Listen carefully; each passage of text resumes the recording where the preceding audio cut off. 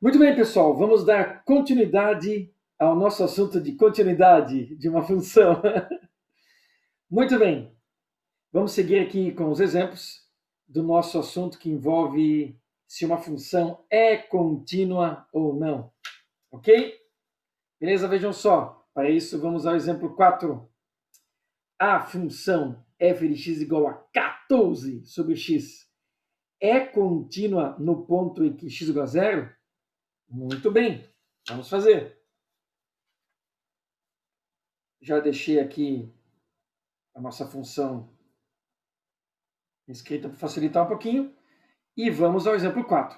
Esta foi a função e a pergunta é se ela é contínua nesse ponto. Lembrando que quando a gente fala ponto no sistema de coordenadas, ele é x e y. E aqui vocês podem notar que ele é sempre referenciado pelo x. E pelo x você pode identificar onde esse ponto é. Basta substituir na função. Tá? Mas para que não fique estranho, determine se essa função é contínua nesse ponto, ou seja, no ponto em que o x é zero. Bom, a gente tem que satisfazer três condições. E a primeira condição é f desse valor, que lá nas nossas condições modelo, né, na definição, eu usei a letrinha C. Tá? Então, f de C tem que existir. Então, aqui o C é zero. Então, vamos colocar um zero aqui. Ó. Vamos calcular f de zero. C é igual, a função está aqui, então vai ficar o 14 dividido pelo zero. Ora, pessoal, 14 dividido por zero, aqui nosso estudo de limites, a gente já sabe que esse resultado aqui, ó, vai dar mais ou menos infinito.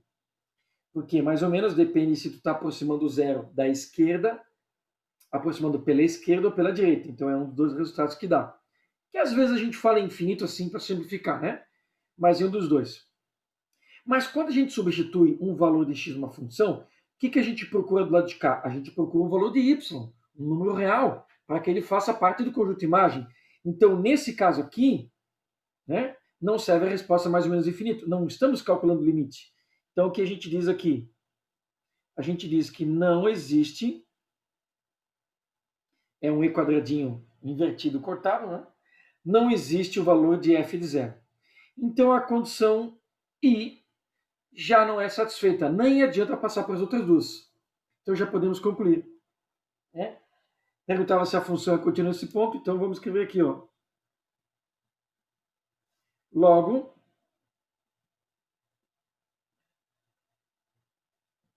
a função f de x, eu vou deixar só escrito assim, porque estamos falando dessa função,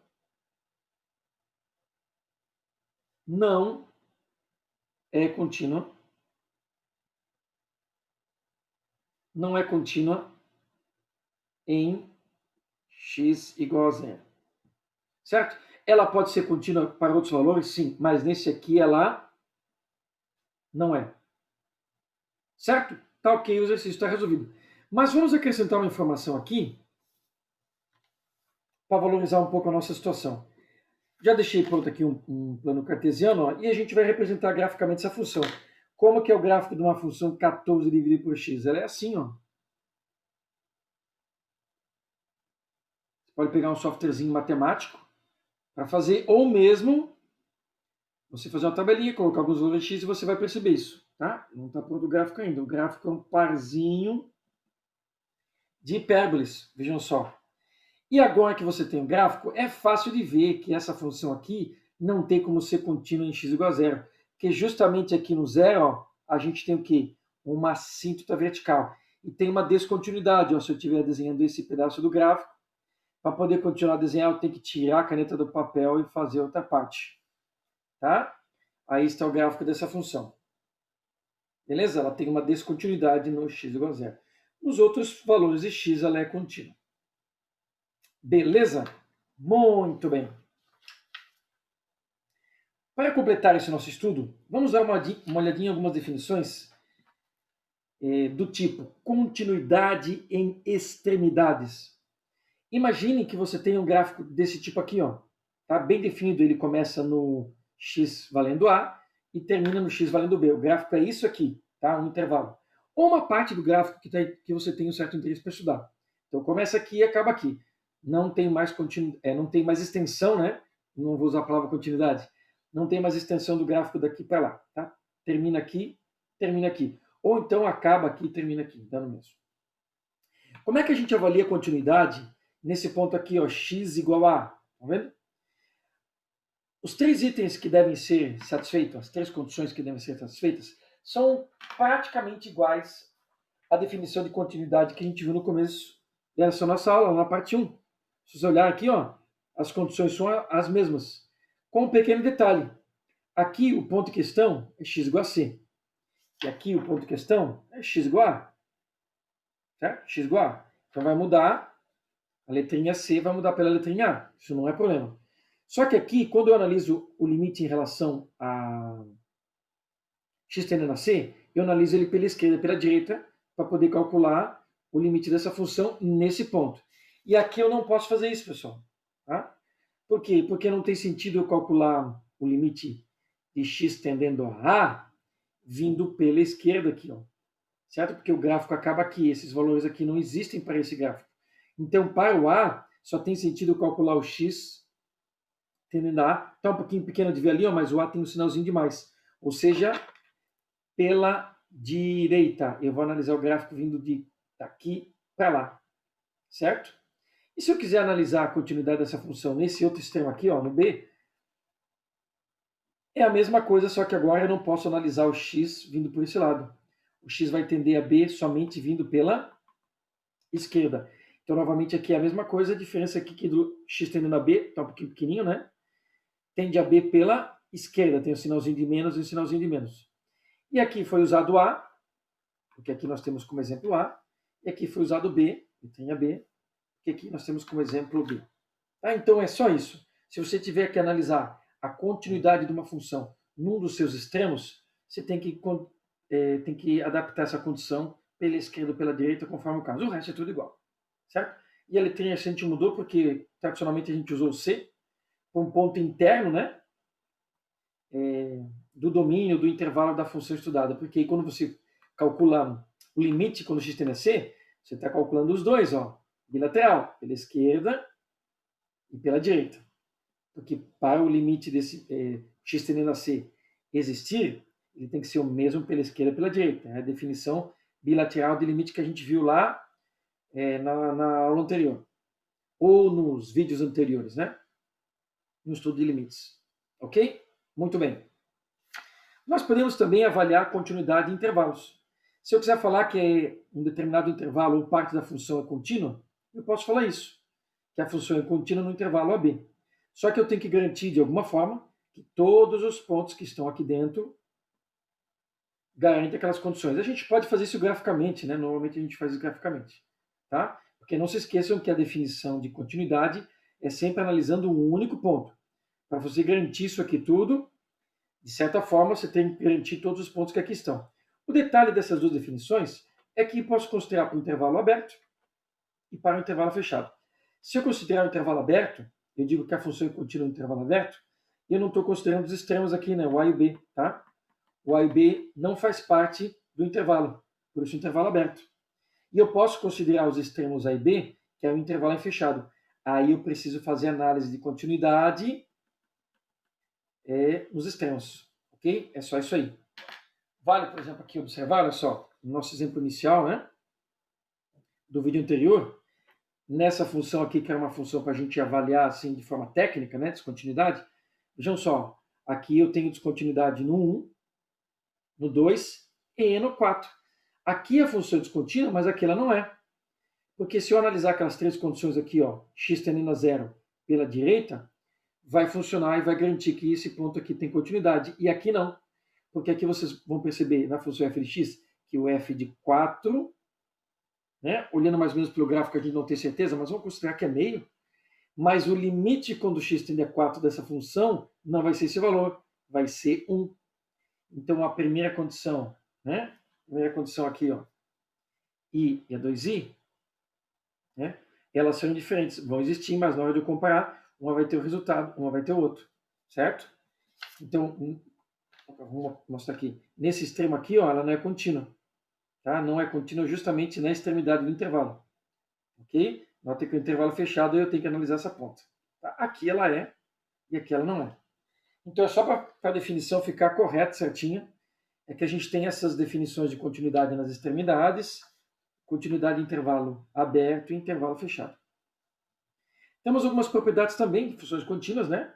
Se eu tiver duas funções e ambas são contínuas no determinado x, né, no valor genérico aqui c, se eu somar essas funções, ou subtrair, ou multiplicar as funções, ou até mesmo dividir, ou ainda pegar uma dessas funções, qualquer uma, multiplicar por uma constante, ela vai permanecer ainda, o resultado, a função resultante, vai permanecer contínua no mesmo valor.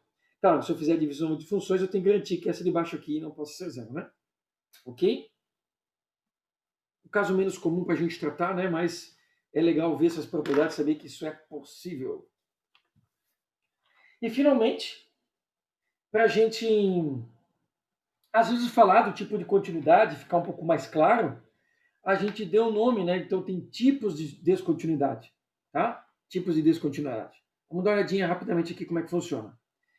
Descontinuidade removível é o exemplo do gráfico B e C, esses dois aqui, ó, que é o que vai aparecer bastante nos nossos estudos, ó. Quando tem uma bolinha aberta, né? Quando tem uma interrupção no meio do gráfico.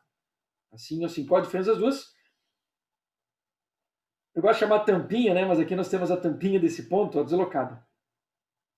O nome removível é porque tu consegue remover essa descontinuidade fazendo uma alteração na função, acrescentando uma sentença nela, nesse caso aqui, por exemplo, para fechar esse pontinho aqui. E nessa aqui eu teria que alterar essa sentença para essa tampinha vir para cá. É por isso que ela tem esse nome removível.